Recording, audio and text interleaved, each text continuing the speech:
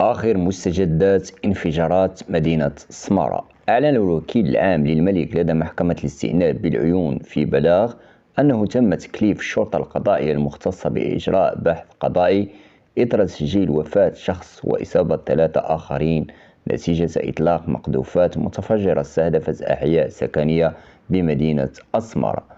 وأضاف البلاغ أن الوكيل العام لدى محكمة الاستئناف بالعيون قد أعاد لفريق البحث القيام بالخبرات التقنية والباليستية الضرورية للكشف عن مصدر وطبيعة المقذوفات المتفجرة التي تسببت في وفاة أحد الضحايا وإصابة 3 آخرين بجروح متفاوتة الخطورة، من بينها حالتان حرجتان تم نقلهما للمستشفى بالعيون لتلقي العلاجات الضرورية.